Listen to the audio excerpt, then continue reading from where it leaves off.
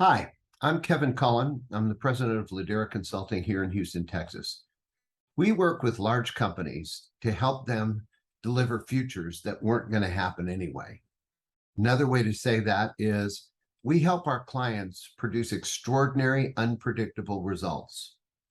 Well, I'd like to talk to you about how you might today add significant value, develop your people, and strengthen your leadership bench. Most of our clients that we're working with right now tell us they have a particular problem.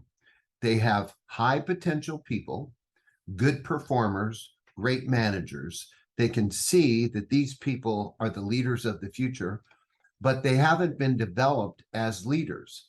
And they can't find the time or the means to get them developed as leaders. And let's face it, being a leader is very different than being a good manager. It takes a different set of skills. So what they do oftentimes is they send people off to little business schools or mini MBAs, and hopefully they're going to absorb something or get something and come back and provide leadership. No such thing. What happens is they come back with an understanding about leadership. Now, they do learn great things. Don't get me wrong. I'm not criticizing those schools or those institutions. What I'm saying is they don't come back being a leader.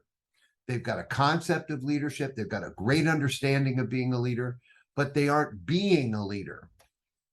We offer a course. We call it Being a Leader and the Effective Exercise of Leadership. And in that course, we cover what it takes to be a leader. The bottom line is leaders have character. They have strong character. And that character is made up of 4 ingredients. One is integrity. The second is authenticity. Leaders, you can trust them and they're straight. The third thing is that they're committed to something bigger than themselves. They have a vision.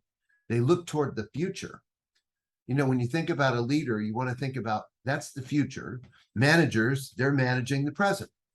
And then the last thing is they're able to own a large chunk of the organization and be cause in the matter.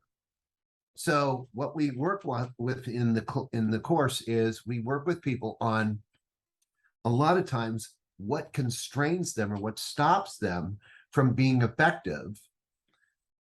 You know, things from the past, habits, idiosyncrasies, isolating those and removing those so that they're freed up to express their leadership abilities, and they come back delivering on the promise that we make in the course. And the promise is you will come back being a leader and expressing leadership effectively as your natural self-expression.